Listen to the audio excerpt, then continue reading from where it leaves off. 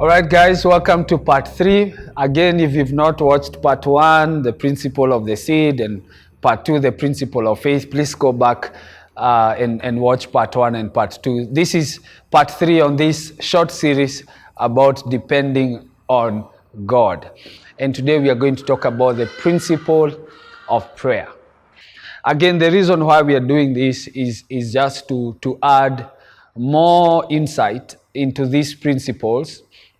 And one of the things that we've been taught is that prayer is just a system of asking for requests and making our petitions be known to God.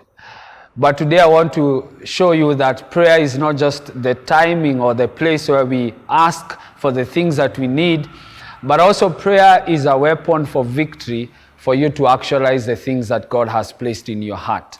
One of the scriptures that we see is Jesus going to the mountain of Gethsemane, and he begins to contend and to pray. And one of the things that we see that every time that Jesus prayed, he went in moments of weakness, but every time he came from a place of prayer, he was strengthened by God. So what does this teach us? Because this is not just theological aspects of prayer.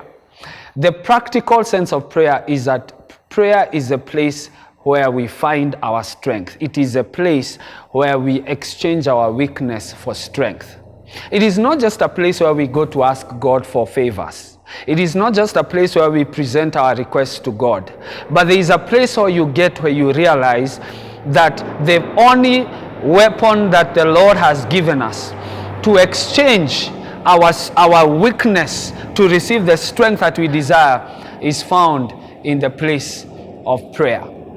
And so every time you find your heart dwindling down, every time you find your face fainting along the way, every time you've had a long day, a bad day, and we all have those huge moments where we feel like we want to give up, the devil will always tempt us to walk away from God, especially when we are going through pain and frustration.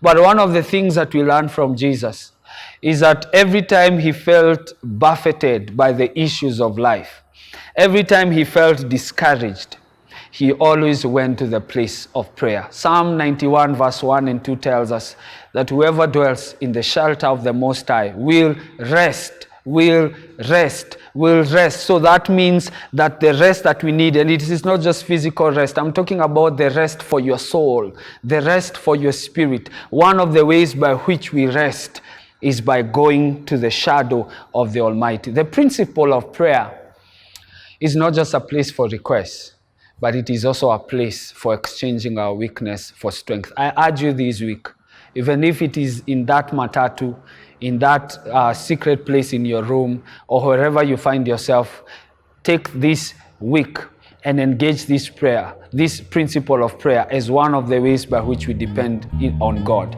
And you will realize that every weakness that buffets you continue to dissipate because you have received the strength of God. Thank you.